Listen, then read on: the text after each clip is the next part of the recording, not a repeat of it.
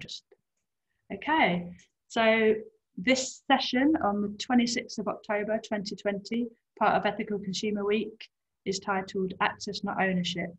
And we'll be thinking about an access-based economy where items are borrowed and not owned.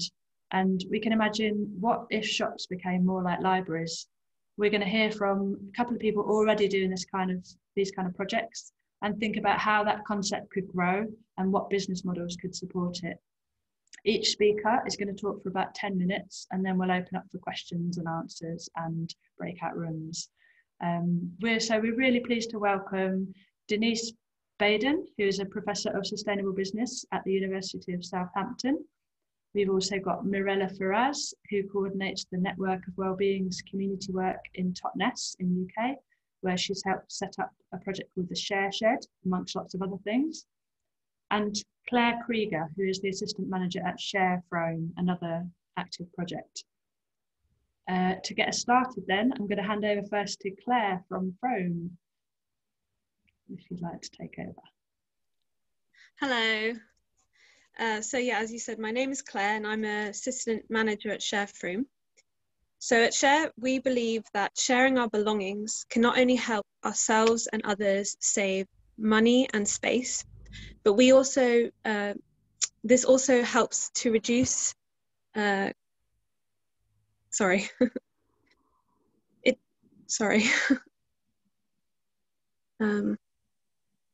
not only helps us to save space and money, but also helps to reduce our carbon emissions, our raw material use, and our landfill waste. The simple act of borrowing something like a sewing machine, a lawnmower, or a vacuum cleaner is a really easy way to cut down on your footprint, especially if you only use those sorts of items once or twice a year. The average drill is used for only 13 minutes of its entire life. And considering that all manufactured goods, such as tools, tech, and appliances, make up 20% of all household emissions, which is a big chunk that I think we can easily reduce by becoming more aware of what we buy new and what we could borrow instead.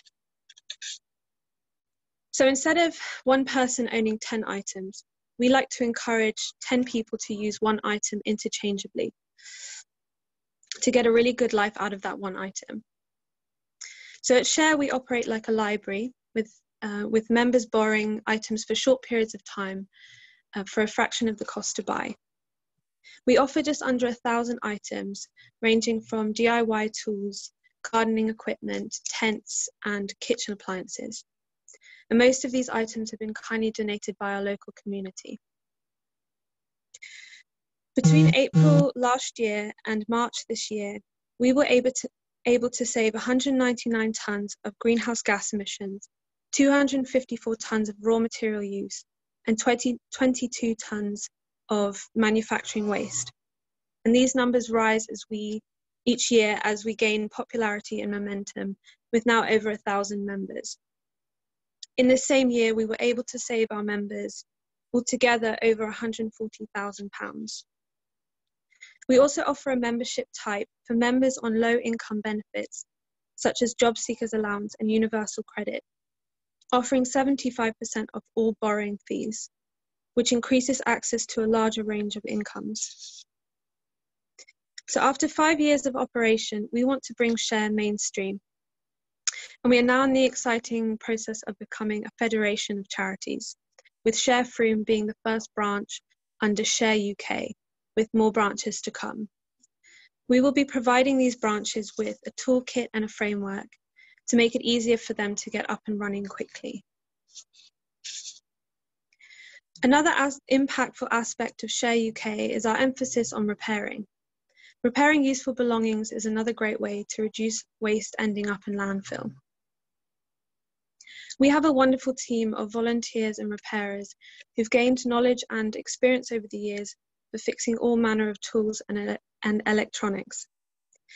Before the pandemic, we even ran a repair cafe every few months to encourage locals to bring their broken items to be fixed in a more fun, sociable atmosphere. In my 2 years of volunteering and now working at Share Frome, I've learnt to consider the fact that borrowing something can be just as enjoyable as owning it. I'm reminded of when I was a child and I borrowed a book from the library, knowing and really appreciating that book, knowing I only had 2 weeks to read it. I'm definitely guilty now of buying a book, throwing it on the shelf, thinking to myself I have all the time in the world to read it, and sadly forgetting about it. This appreciation can translate into our everyday lives, such as borrowing a chocolate fondue set, a popcorn maker or projector, maybe once a year for a movie night, and really enjoying these items without, one, buying anything, two, trying to find space for it, and three, contributing to unnecessary production. By shifting our mindset to one of access rather than ownership, I think that we can not only save on waste and emissions, but we can also start to really appreciate the useful things we use every day, as well as the people around us who also benefit from them. The fuel that drives Sharefroom, as well as many other libraries of things around the country, is one of a growing sense of community and resourcefulness, which I believe will fuel us to build a stronger, healthier planet. Thank you. Thank you, Claire, so much. I really like that example of the library books and how you appreciate something when you only have it for a short time. I remember that as well. So our next speaker is Mirella, if you'd like to take over. Sure, thanks. I will just share my screen here with you. So, because I wanted to show you some images. So we were actually inspired by Claire's project. I came across Share Shopping From, and was so happy to see such a project that came back to Totnes, where I live, and kind of put forward this idea to the Network of Wellbeing, which is the organization I work, which is a national charity. And just kind of, it makes so much sense when you hear about Library of Things. And thankfully, and after a long process, we were able to open in 2017. So this is how it started. On the left side, you can see a photo of the garage, which the local council let us use free of charge. And we started like as a pilot with a grant from the National Lottery Community Fund, who have been very kind to us, very generous. We eventually moved to the office where I'm at the moment, which is the second picture. And that's in the high street in Totnes, a small town with 8,500 people. And I just wanted to, a bit like what Claire said, share our aims, which is support more collaborative and sustainable lifestyle, helping people save money, space and resources, reduce clutter. And there's this thing that 95% of our items have been donated by members of the community, and we have a wish list, and it's just kind of a bit like magic, you know. People say, I would like to borrow such and such. We added that to our wish list. We put a call out, and then suddenly someone comes and appears with the item, because there are a lot of stuff just lying in people's garages. And it's really nice to be able to make that, facilitate, I guess, that bridge. And really inspiring people to engage in social change, because as well as encouraging people to use our services, we want people to simply review how they consume. And that means that we want people to share more, either with their neighbors, with their family members, and repair. And yeah, and that kind of really prompted us to kind of venture, let's say, in this exciting adventure that we've been going through, which is to set up a mobile version of the Share Sheds. Because after being here in Totnes for 2.5 years, we realized quite a lot of our members were coming from the neighboring towns. And we thought, wow, what if we went there instead? and we had an opportunity to apply for some funding from, again, the National Lottery. And thankfully, we got the grant, thanks to all the people who voted for us. Actually, it was, it's called People's Project, and people had to vote for a project. And we finally, in July, so it's still very recent, we launched what's the very first mobile library of things, which is this beautiful van. And now we serve, as well as Totnes, a few other towns. So here you can see how things are stored. So it's literally a mobile wooden shed, which is really nice and very eye-catching. And here you can see also the area we are currently serving. I saw someone asked it in the chat box about the population from, and as I said, in Totnes is 8.5K, and now we go to Ashburton, Buckfastleigh, and South Brains too, and that's combined is a population of about 25,000 people. Here, just wanted to share a few examples of some of our members. This lady, Susanna, bought our pressure washer, which is actually a very popular item, and she was cleaning her patio, and she was very pleased by how, what a difference it made. And she actually shared that she wouldn't have bought a pressure washer because it's quite an expensive item. It's slightly bulky, so it takes up a lot of space. And it's just really rewarding to be able to facilitate this kind of experience. Here we have Mark, who was desperately trying to find a suitcase that would fit the requirement from the company, very last minute, and we just had the suitcase that was suitable for his trip.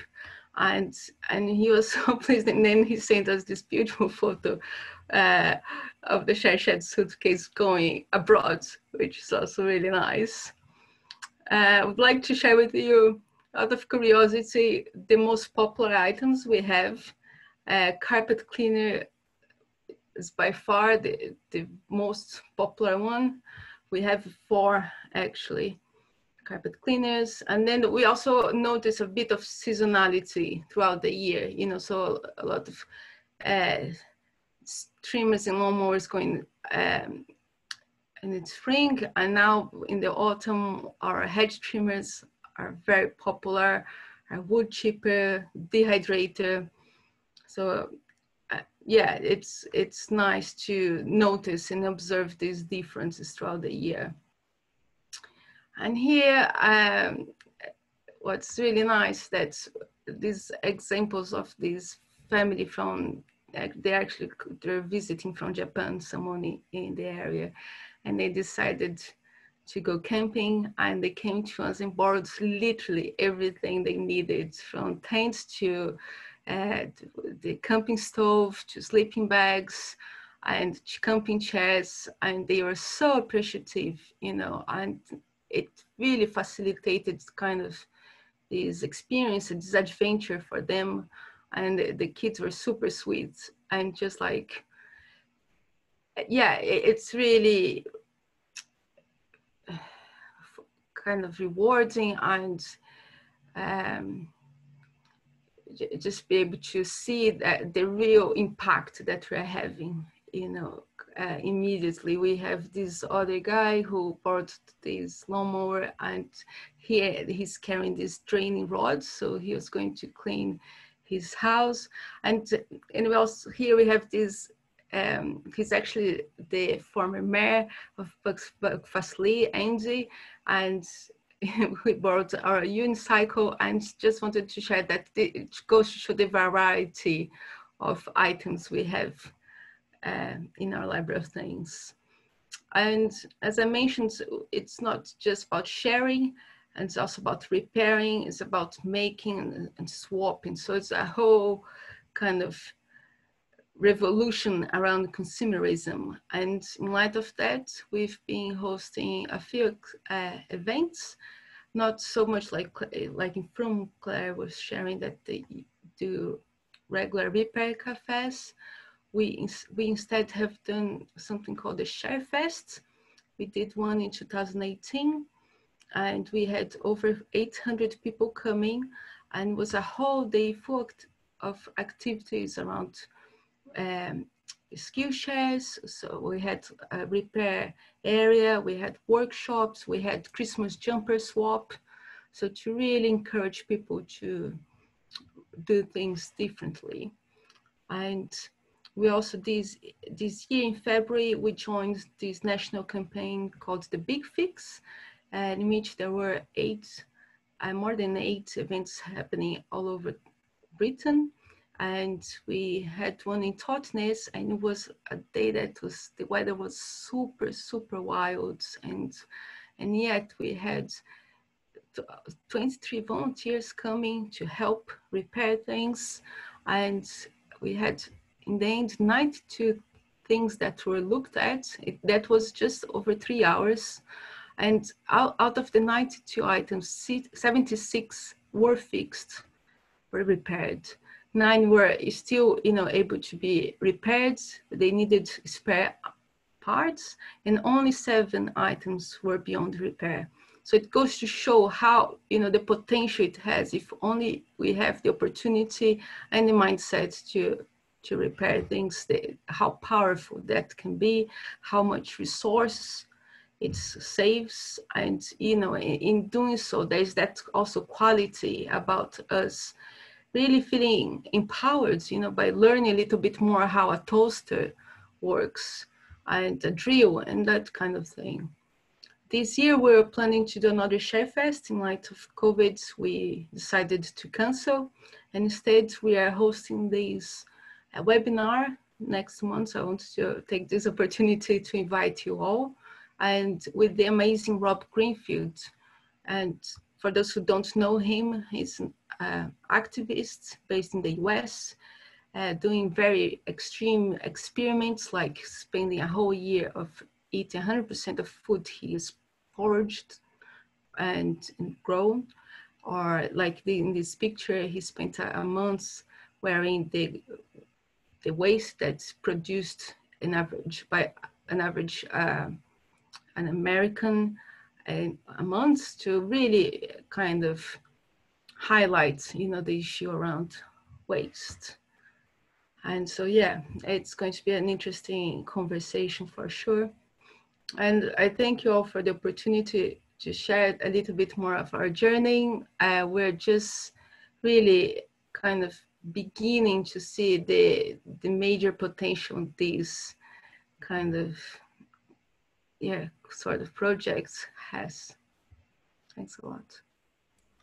Thank you very much, Mirella. It's really nice to see the pictures, and there's quite a few questions come in for both Claire and Mirella, but we'll go to them after hearing from Denise, who I think has a slightly different perspective, coming from a slightly different angle, which will be interesting. Yes. Hi, lovely to see so many people here. Have I managed to share my screen? All right, is it the right one? Yep. Access over ownership case studies. Brilliant. Good. Yeah. Okay. So I sort of wanted to talk about, excuse me, I've got everything on the wrong screen. A little bit about the sharing economy more generally, and about access-based approaches. And my chat's actually blocking the screen for me. I won't do too much on the libraries of things, but also want to look at it from the perspective of the larger corporations and what's in it for them. And can we go from these sort of community-led enterprises to scaling up, and what might be the implications of that? I'm quite interested as well in product returns as a form of illegitimate borrowing, and what opportunities that might provide for businesses. So there's all kinds of terms for it. So we're focusing here very much on access-based economy, but it comes under the general umbrella of sharing economy, collaborative economy, and so on. And there's all kinds of things that are developing now that just weren't there even sort of 10 years ago, which are a mixture of people being able to share their own possessions and make money for them, or make more out of their own sort of assets, and those that are more sort of platform based, or those that are more goods based. So it's really become the norm now for goods such as music. I mean, who bothers owning music now when you can just access it via things like Spotify? And quite often it occurs as a result of new technologies. But there's also, and this is what interests me, it's part of the drive towards more sustainable business models. At the moment we have a tension. Businesses say they want to be green, but most of our business models are based on the idea of selling more. So while profit is tied to selling more goods, any talk about sustainability is going to be, well, what's known as greenwash, essentially. So we really need to look at these new models that enable access. And Morena and Claire showed really well how it can be done on the community level, but not every community has a library of things. So a key idea is what they call product stewardship. So products aren't sold, they're sort of licensed to the consumer. So IKEA have been doing quite a lot of very innovative stuff there. And they're trying to do it based on circular economy principles, where you don't buy, use, throw away, you reuse all the products that you do. So for example, you might become a member of IKEA and you can use a sofa, and when you're ready to have it upgraded, they will then take it back and you can then use something else. So that allows you to sort of change the furniture that you need as you maybe, your needs change or you move.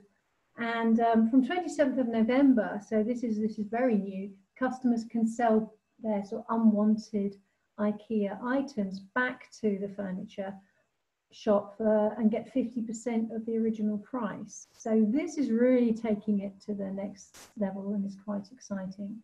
So then you can buy them in a sort of second-hand section within the IKEA store. So that's something to watch, and it might be something that people might be interested to try out themselves.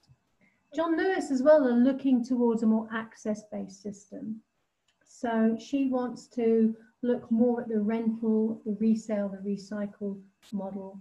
So how can they sell used products within store, or can they bring in that access-based mode of consumption? Again, something to keep an eye on. It's quite exciting. So you've got quite a lot going on in the motor industry. So Zipcar, for example, there's different ones in different areas. They don't even necessarily play the green card in their marketing. The idea is this is just more convenient, so why wouldn't you do it? There's a burden of ownership, of taxing and of insurance and of parking and space and repair. Why not just hire a car? So these are really great for those who live in urban environments.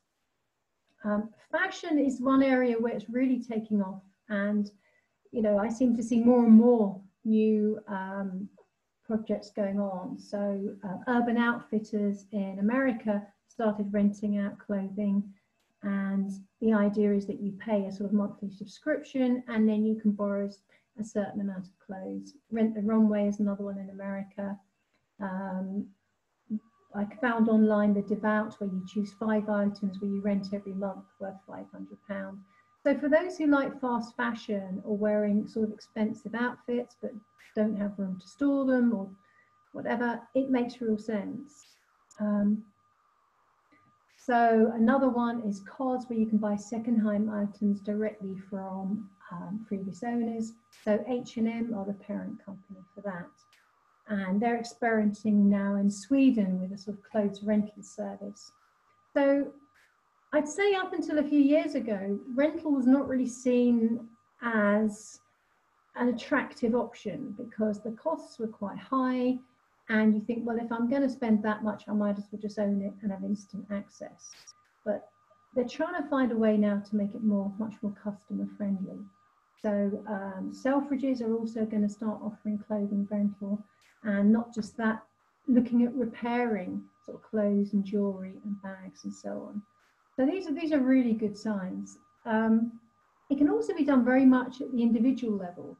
So there's a nice link there. The BBC did a nice little article on this couple who have made a huge amount by renting clothes online. And there's lots of Facebook groups. We've got one in Southampton where people get together and just share their clothes. Airbnb for stuff is what Fat Llama has been called, where you can sort of rent things that you'll only use now and then. Drivey is a great one if you've got a car that's less than 10 years old. I've heard of people who can basically pay off their mortgage with money made from renting their car out.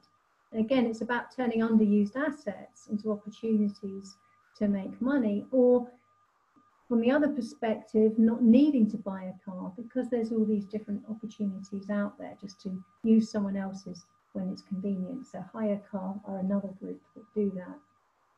So there's quite a lot. So I'm based at the University of Southampton. Just in Southampton, we've got loads of groups like I Need a Whisk, Switch, Freegal. There's a Free Books. There's a Rebel Gardeners where they share seeds. So there's all kinds of stuff just going on locally.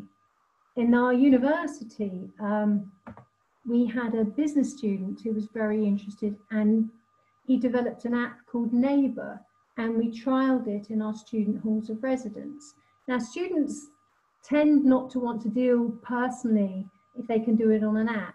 So we had some lockers where you had goods like hair dryers or irons or vacuum cleaners or games or sports equipment, and you could just borrow it via your app, and it was a subscription service. So that went really well, and it was a nice example of how you can do it within a nice sort of community, such as the halls of residence. And another one of our students set up Switch, which was sustainable clothes swapping, which I think it's sort of closed down with COVID, but I hope might start up again. So we've heard a lot about the libraries of things. I did a bit of research on the 6 main libraries of things I found a couple of years ago. And, you know, there was quite a lot of consensus on what the most popular items were, mostly DIY, gardening equipment and so on, things you don't need that often but are bulky. And there was a mix of membership and subscription models. What I did find though is very few, or pretty well none, I said at the time, were financially self-sustainable. So I think, as we heard already, there's generally a reliance on volunteers or on free space or on grants or donations. So it works while you have access to really enthusiastic volunteers or support from a local charity or the council for space. But it does raise the question of whether that can scale up to fully address the sustainability challenges. The good thing is that because they're values driven, you're not going to get that same trade-off you tend to get when sustainability sort of motivated models go large and suddenly attract other issues. Like Uber, you've got issues of worker exploitation, Airbnb destroying communities and so on. You don't tend to get that, but at the same time it does limit its impact. So one of the things that I think it's quite interesting to look at from the business point of view is what's happening out there. If you're going to be horizon scanning as a business, we know that there's all these sustainability and climate change challenges. So at some point, you would expect greater regulation. Our chancellor's already talking about carbon taxes. The EU are talking about cross-border carbon taxes. We're going to have more regulation and more financial aspects attached to consumption, and we need that to happen. There's also growing sort of green awareness, growth in the ethical consumer market. So if I were a business, I would definitely want to be looking at more access-based and more sustainable business models. There's also quite an interesting, I don't know how many people have come across this, but this sort of idea of anti-consumption taking off. I know quite a few people have really got into that, Marie Kondo's sort of getting rid of stuff, and this sort of minimalist lifestyle, which I think is a really healthy trend and I hope continues. And another thing, I think the social norm, I used to be quite interested in the idea of conspicuous consumption as a driver of really unnecessary or, consumption. I think now we're beginning to see a trend against that, where if you've got your big SUV, or sports car, instead of being admired, maybe looked upon as being more environmentally irresponsible. So I think there's a sort of anti-consumption trend which possibly may continue and may be a driver for real innovation in this field. Another thing that I think is really going to drive business to look at this is product returns are a real cost to companies, and until quite recently they've seen it as a necessary cost of doing business. But whereas the procedures for selling goods are very streamlined, you know, you buy something, a very streamlined process to it arriving at your door. The returns is a very clumsy and inefficient process. It goes by all kinds of routes, and it's got a high environmental cost as much as anything, but it's also got a very high financial cost. And the percentage of money and profits being lost to returns is reaching a point, especially in areas such as fashion or luxury goods, where it's almost not worth making another sale. But their trouble is that sales are tied to returns policies. So the moment you tighten up the returns policy, sales will fall off. So this is a real issue that businesses are having to deal with. And with COVID and more people ordering online, again, there's a greater risk of returns. So I think this is another argument or another reason why businesses might start thinking, well, are returns being used as a form of informal borrowing? I mean, for example, people might buy a TV just before the World Cup, or they might buy party equipment just for a party, or a dress just before they go out and then send it back, where they know they're going to return it. So it's kind of a little bit fraudulent there. Would it make sense then to formalize this and switch their entire model towards an access-based economy?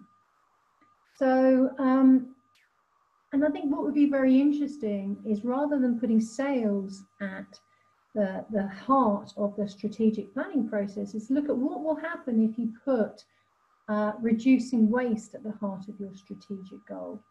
And then I think you might find that it makes more sense to streamline your processes around the returns function rather than around the sales function. So let's have a look. Oh yes, I was going to talk a little bit more about research with Southampton Business School students. I've done some research there. And we found that the app Neighbour, which I talked about, was very popular. So there's definitely room to do things like that again in the future. Quite a lot of interest in access-based models, but we have a lot of Chinese students coming for our postgraduate courses. And particularly amongst them, there was a real issue of hygiene. And of course, with things like the pandemic, these are only going to increase. But I think what a lot of people don't realize is when they're buying stuff new, it has actually probably gone through many people's hands and been returned already due to the high rate of returns. But that's not so visible and not so apparent. So this is an issue that would have to be dealt with. But I see this, personally, my vision that I would love to see is a way to revitalize our high streets by changing shops into libraries. What would have happened with Mothercare, for example? A perfect example of a good that you're only going to need for a limited period of time. What if it would have been Mother Share, not Mothercare? Could it perhaps have survived a bit longer? Could the next John Lewis Christmas ad be buy a year's membership to our sports department or a year's membership to our fashion department, rather than buy stuff that you know they probably won't like, take back, or you'll end up being passed on to someone else as re-gifted? So I see this dream where switching to a borrowing model could really revitalize high streets, could resonate with consumers for all kinds of reasons, reducing the burden of ownership, reducing the need for storage, the environmental benefits, the cost benefits, and also for businesses, reduce the risk of returns eating into profits in a way that is continuing to escalate and shows no sign of tailing off. So I'm very positive about the future for an access-based economy, because I think it's making more and more sense. And I'd be very interested to hear back from those here on how you think it might work. Do you share my vision as shops being libraries, or do you share our business students' vision of it being much more app-based or online-based? So I'd be very interested to hear back from you. And I hope I've managed to give you a very lightning quick overview of what's going on in access-based business at the moment. Thank you, Denise. That was great. I wonder if you want to use the poll now. Yes, it's time for the poll, yeah. About whether Sure. people would like premises or yeah. apps. And so, Claire, if are you able to launch that poll? Yeah, that should have launched. Right. So yes, I would invite. Maybe Denise, you need to stop sharing the screen. Stop sharing. Cue. That's it. Can you see it now? Yep. Right.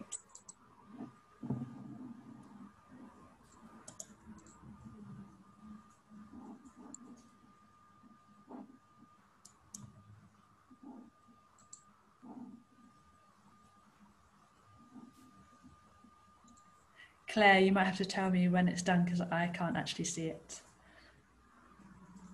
Yeah, I can do that.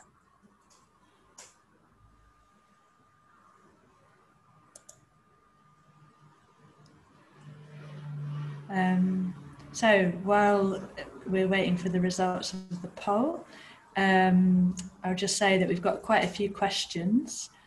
I will just check if there's any more since I've looked. A lot of people answering the poll in there. Okay. I'll have them ready for once we've got the poll results. Is it nearly finished? Yes. So I think most people have probably voted either in the poll or on the chat, with 32% of people saying they would prefer online services, 68% of people saying premises based, and I haven't counted yet, but quite a few people in the chat saying they would prefer both. So I hope that's useful for you, Denise. Yes, that's very interesting. I mean, of course, it's very much dependent on your sample. So I should imagine if we had a group of people, you know, in their sort of teens and 20s, you might get a very different result. So maybe I shall go on to some of the questions. We've got a bit of time now and quite a few questions came in. I'll start with the ones from earlier on that weren't answered by the speakers themselves as they went along. So somebody asked, do you charge a refundable deposit? And that could go to either Mirella or Claire or both of you. Mirella? Yeah.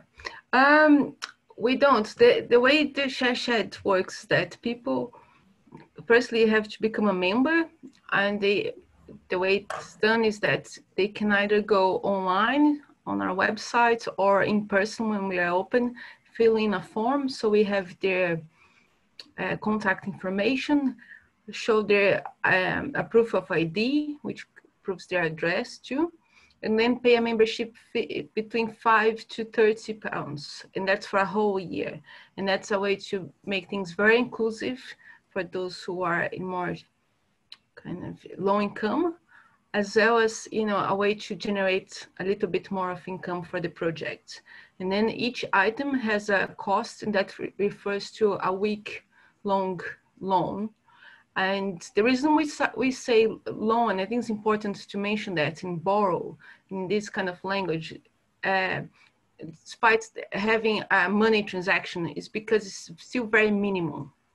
So for instance, the carpet cleaner, as I was mentioning, is the most popular item and costs £15 for a whole week for people to borrow. So it means that people can access things that perhaps they couldn't afford otherwise. And sorry, I lost my thread here. Can I follow that up then with, so are you to some extent becoming financially sustainable by charging something? Yeah, so sorry, the question was about deposits. The only item in our case that we charge a deposit is a time-lapse camera, which we bought ourselves when we were doing the conversion of the van. So that van you saw before, it was just a standard white van. So we acquired this camera that costs almost £400. So we required £20 deposit just as a way of, you know, try to secure a little bit more and avoid anything. But having said that, I want to say that in 3.5 years, we've had only 2 items that have gone missing. One, we think that was completely a kind of confusion. You know, the main bird was moving houses. They said they were a bit all over the place. And one, we don't really know what happened, and we didn't bother enough to follow up. And the reason I find it important to mention is that when we were beginning, there was a lot of fear and a lot of mistrust and just kind of, you know, question marks around people stealing things or breaking things and not, you know, caring. And we've actually experienced quite the opposite, a lot of abundance, a lot of generosity, and a lot of care. And that's been very positive. In terms of the sustainability of the project, the financial sustainability is still a big challenge for us. Since going mobile, we've more than doubled our trades, and that has been very positive. And yet we're still very much reliant on grants. It's, you know, it's an ongoing kind of dance, if you like, between us expanding. So at the moment we are putting some funding applications to expand our services to larger communities, and in the hope that by doing so, we'll be bringing more income and therefore making the project more resilient.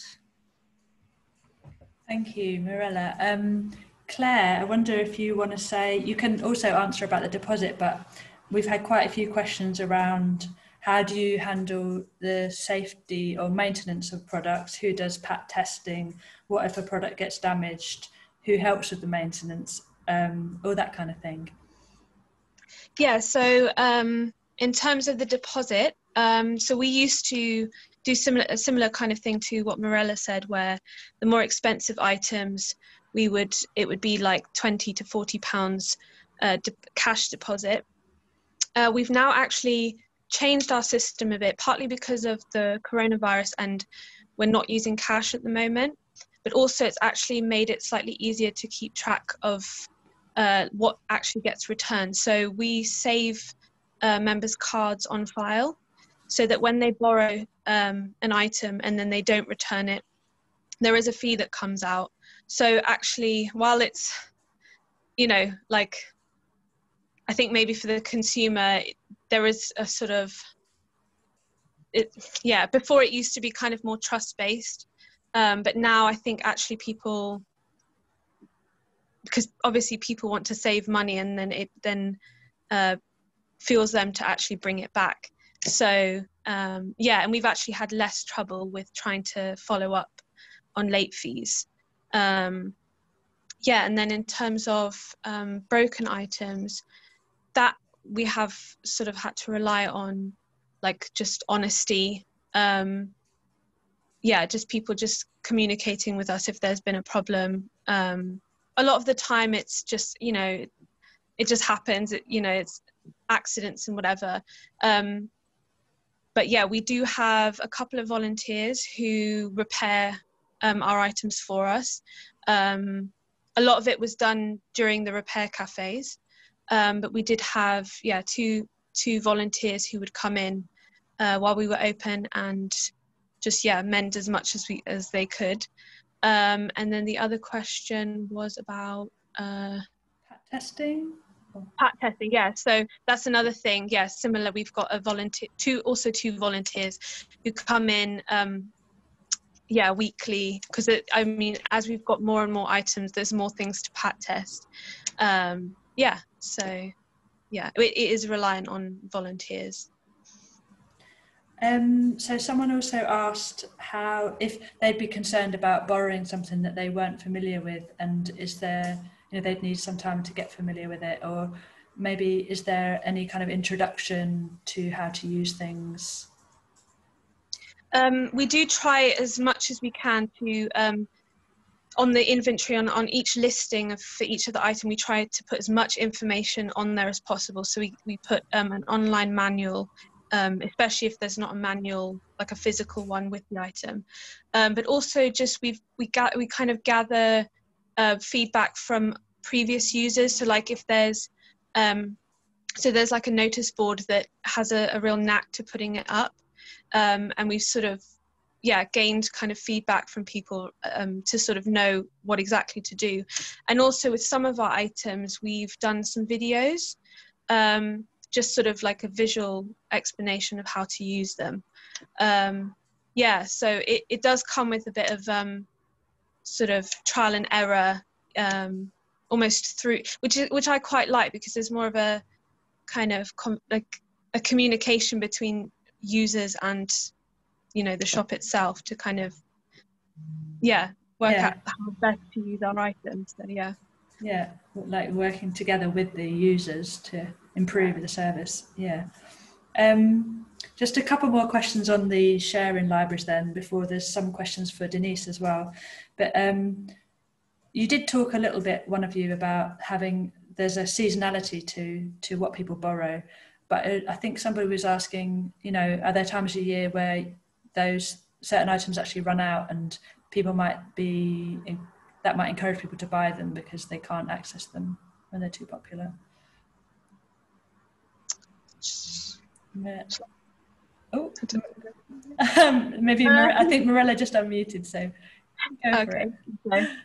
Yes, that happens, like despite us having 4 carpet cleaners, sometimes you have to wait 2 or 3 weeks, because at the moment we're just in each of the 5 places we park is once a week. This is why our loans are on a weekly basis, and it's something that we're again figuring out, what's the best thing for us, if it's to be present in a town twice a week, so then the items can be bought more often and therefore bring more income. And it does happen. At the same time, we're doing our best. So for instance, in the summer tents, there are times when we have 6 tents out. If you want a tent, you might get there and it might not be there. At the same time, people are learning because someone asked about a system that is used. In our case, we use something called Land Engine, which is a software that helps us to do the whole admin. And in that process, you can reserve items. So for instance, one of the kind of kits, let's say, that we have is we say grandparents kits, because we have travel cots, high chair, baby monitor, all the key things you might need for if you have someone coming to visit with a baby. And then people have learned to kind of reserve things beforehand to guarantee they have it for whenever they need it. Could you just repeat the name of the software that you mentioned? Land Engine, I can put in the chat box, and there's something else called My Turn, and they are very similar. I believe From use My Turn. Yeah, they're very similar. Okay, just got one last question for either of you. There was one about cleaning in the pandemic, but we'll see if we've got time. And if not, we'll put that in the forum. But how would somebody set up a library of things? Like, who should they approach first? Is there a network, or should it be their city council, or what would you suggest, Claire? So I'm not too sure. I can only say, like, we've had a lot of people come to us because we've kind of, over the last sort of 2 years, we've been putting together like a toolkit, which kind of breaks down the process of like starting up your own. And as I said in my talk about the fact that we're kind of becoming a federation of charities, so this will all the people who have contacted us over the years, we are eventually going to go sort of see if they want to join us, if that makes sense. That's just from our standpoint. I wouldn't know kind of if you wanted to do it independently, what the best way of doing it is. I mean, Share Froome was started by, like, strangely, it was this so it's an organization called Adventure who do courses for students to basically start up initiatives. So that's actually how Share Froome was started. It was almost like, yeah, just like an unusual way to start up. So and that was 5 years ago, and it's just grown since then. So, but that's my take on it. Mirella? Or? Yes, I would definitely encourage people, one, to contact and if possible visit projects, because although we're very similar, it's also interesting to notice each project is very unique, and in terms of the model, in terms of the membership options, so that's kind of just learning what the options are. It's helpful, and really find others who are on boards. In terms of, it's quite surprisingly quite a lot of work to set such a project. It's a very rewarding experience, from my personal experience, very enjoyable and fun, and at the same time much more work than I anticipated. So finding others who you can work with and share the load, and indeed, kind of checking if with your community, what they needed, would they use the service? If so, what would they like? There's the power of asking questions is very important, and that has been for us. It was a way that really helped us recruit volunteers when we began doing surveys. In Totnes, we have a public market, so we would go there and have a paper, literally an A4, just asking people, and would you be interested in helping out this project, and if so, please put your email address. That was a very organic way to get some support, and then eventually the town council. And again, like Claire said, there are a few resources available online. Actually, I'll put something here on the chat box. Great, thank you. And Denise, I wonder if you could answer the question about spreading the idea of the student app. You talked about it working really well in one university, I think, but has it been shared with other universities? No, but that's something that I think would be a good idea to do. I'm just trying to think of where would be the good medium to do it. The person who did it has been quite proactive in sharing it himself. But yeah, that is something we could do. It's perhaps via Sustainability in Higher Education Network might be possible. And we talk about it, when we talk about what we do, that's green. One of the things is that we were going to go ahead and really continue it and try and use it as well to prevent student waste by providing bedding and kitchen equipment. So, for example, we'll have 1,000 odd Chinese students come, buy bedding and equipment for the kitchen, and then go back to China and leaving it all behind. And we're in the middle of doing a project on that when COVID hit, and now everyone's more obsessed about are students going to be staying in their accommodation at all than they are about these kinds of projects, which is a real shame. But no, that's been a good prompt to actually think of ways that we can share this. I wonder if People and Planet is, the ideal network, student network, green network, to share that idea. Yeah, I might suggest that to Kate, who did it. So I think I'll just do one more question so that we've got time for breakout rooms so people get a chance to share their own experience. There was a question about whether there's any sense that Amazon as a retail giant had any thoughts about circular economy or a model around returns rather than selling. An Amazon of borrowing. That would be transformative, I think. Especially if you could have local centres, so local drop-off points, so it wasn't just vastly increasing transportation. But that would be brilliant. I've not heard of anything. I don't know if anyone else has.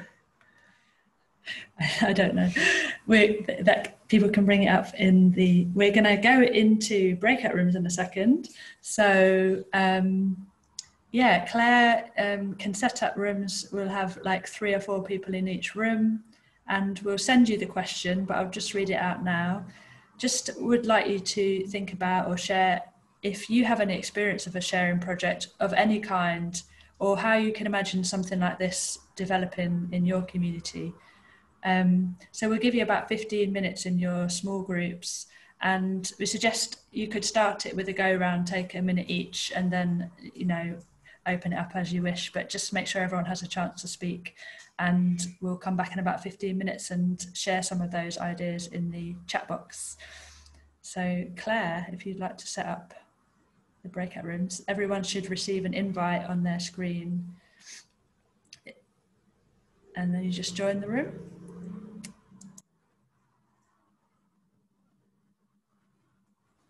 There it goes.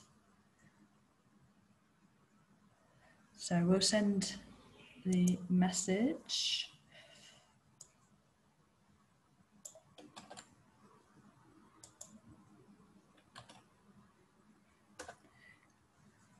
Claire, can you broadcast that message?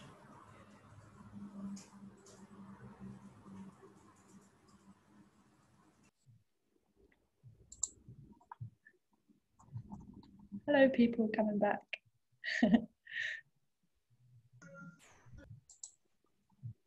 So we're going to collect ideas in the chat. If there's anything that came out of your breakout room, anything you want to follow up, any ideas you had, anything you want to share, please write that in the chat, because we'll be collecting all these things. Claire, are there many more groups to come back? Or, yeah. Everyone should be back Here now. they come, here they come. Okay. I think everybody's back now. So it would be great if anybody felt like writing just a sentence or two in the chat at the bottom of the screen about ideas that came up in your group, anything you want to follow up on, anything you've been inspired by. It would be really nice to collect that and be able to see them all written there. And if there's anyone who has a burning desire to say something out loud, that's fine too. If you want to put your hand up so we don't get too many people at once. I hope I'll see you if you do. Or maybe just, Rose. Yeah, I think Viv should have a word actually, because she had a very good point about the dynamic between the sheds and the charity shops, and sort of collaborative, how working. Mirella was then talking about how everything works together, but I thought it was a very good point that if you're setting up a shed and a charity shop is selling electrical equipment, you know, whether you'd be in competition, and then we landed up sort of working our way around to how it could be collaborative and cooperative. Did you want to add to that, Viv? Yeah, I think it just occurred to me through the presentations that obviously charity shops are there and have the structure already with shops. Is there any collaboration sort of going on between this idea of the library of things that, you know, would charity shops be able to move towards that as a model to still earn money for the charity by renting their items, but encouraging the reuse of the decent quality things rather than just selling them on. I just wondered if there was any sort of ideas behind that coming. That's a really interesting question, because yeah, I guess in a way they're acting like libraries of things, but they don't have the intention that they don't ask you to bring it back. You might bring it back. Does any of the speakers know if that's something that has been thought about much anywhere else? Mirella. Yeah, I was just sharing with them that today I read this article about this shop in Berlin that is doing exactly that, selling second-hand goods, and that's their model. And these things are donated and get repaired, and that's the way they're generating income and supporting people to reduce waste.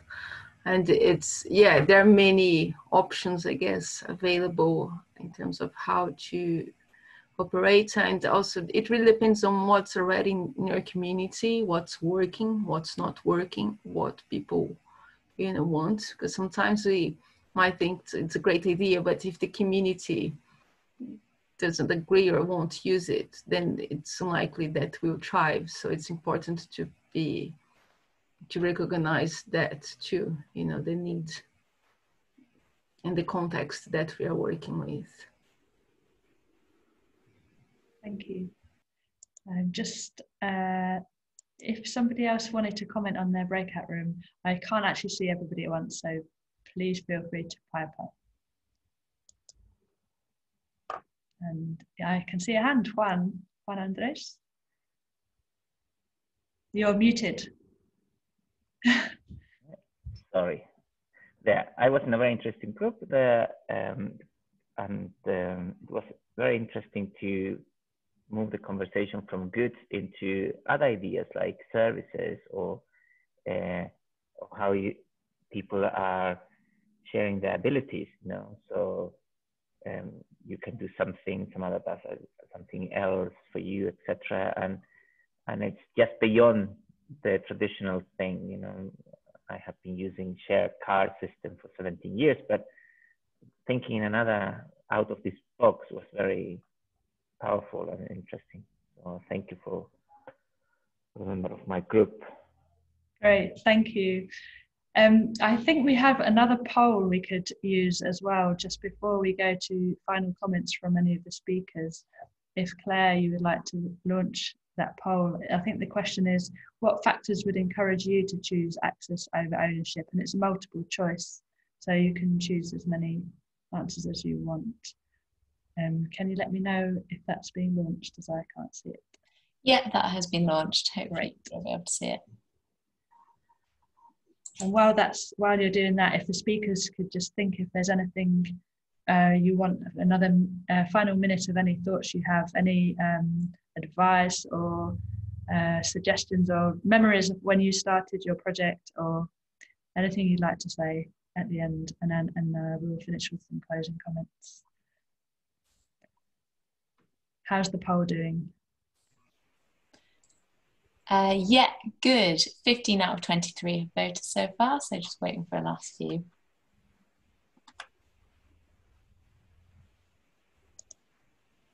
Charu, I'm sorry you can't see the poll. I don't know where that is, but I can't either. But we'll get an interesting result even if we can't all take part. What are the results at the moment? So the results now are 60% of people said low cost, 65% of people said proximity to where they lived, 70% said ease of access, 85% said reduction of environmental impact, 60% reduction of human rights impact, and 15 has selected other and are commenting below, including someone else storing items. Okay, so yeah, access over ownership is about skill sharing. Thank you, everyone. So we've just got about 5 minutes left. So I just want to see if any of the speakers wanted to add any final comments, and we could go in the same order as we went in the beginning. Claire, are you there? Claire Krieger? Hiya, yeah. Hi. So yeah, I found this talk really, really interesting. It was really nice to connect with other people doing similar things. And I think, yeah, that's my final kind of word, is maybe just if you're wanting to start your own, it's, as Marilla said, like connecting with other people who are doing similar things. But not only that, I think connecting with other businesses in your area, the council. We also talked about trying to find more affordable premises. So like with Morella's, you know, she's got the van. But I think it was also mentioned in our group about sort of maybe partially paying rent on unused buildings, you know, just sort of getting creative with how you can kind of make it work. And I think that's a lot to do with collaboration with lots of other, you know, people in your area. So I think, yeah, I think it all just comes back to like community and yeah, just like working together. So yeah, thank you very much. Thank you, Claire. Thank you very much. Mirella. Yes, thanks everyone. It's been a pleasure to be here. And if anyone wants to, you know, ask some further questions or have a conversation about how to set up similar project, please feel free to contact me. You can go on our website, shareshed.org.uk, and there's a form there, contact form. Just, you know, we see that as part of our mission to support others to set up similar initiatives, because the more the merrier. And yeah, and also remind you that we're hosting that webinar with Rob Greenfield on the 24th of November. It's a free online event like this one. It will be very inspiring. If you are able to put any details about that in the chat, that would be great. Denise, would you like to add anything? Yes, just say it was lovely to sort of talk to my group. One of the things we discussed was the fact that things like these community things can really build a sense of community and increase community resilience. And I'm particularly interested in tying ideas such as local currency. And one member of my group said he was part of a LETS, a local exchange trading scheme. And we also spoke to a time banking person as well, who saw opportunities to tie it in, so that the currency with which you're operating doesn't necessarily have to be financial. It could be items donated or time, or using some kind of local currency option. So that was something that I thought was definitely worth exploring for the future. Brilliant. Thank you all. Thank you, Claire, Mirella and Denise, and everyone who's come along and taken part in the breakout rooms and added your comments to the chat. All of this will help to feed into, you know, everything we learned from the whole week. There are some quite related events as well happening that you might be particularly interested in. Tomorrow, there's a couple. At 4 o'clock, we've got Weaving Resilient Regional Economies, and at 7 o'clock in the evening, Creating a Community High Street. And I think both of those, these kind of projects fit into both of those ideas. So, and not just another reminder that you can continue some of these conversations. There were some unanswered questions which we will add into the discussion forum, the community forum, on the ticket holders area of the website. You can find a topic for this session and we'll put them in there. And also there's the cafe sessions on Wednesday and Friday at 12, if you want to meet people again in smaller groups and just reflect or share anything that you're thinking about or learning over the week. We also, at the end of the week, will have an evaluation form that we'll circulate by email to everybody who's taken part. So if you've got any particular feedback on what you liked about this session or any ideas for improving things, then please make a note, because we'd love to hear about that in the evaluation, and also any action that you want to take forward. That collecting those together is really inspiring for other people to hear about, as well as helping you to commit to your ideas. There's 4 days to go, so we really hope we'll see you in a lot more sessions. And just to finish off, if everyone wants to unmute and say goodbye, that would be great. Bye. Thank you very much, Bye. everybody. Thank you very much. Really love to see you all. Thanks a lot. Bye. Bye. Good luck, Angela. Bye-bye.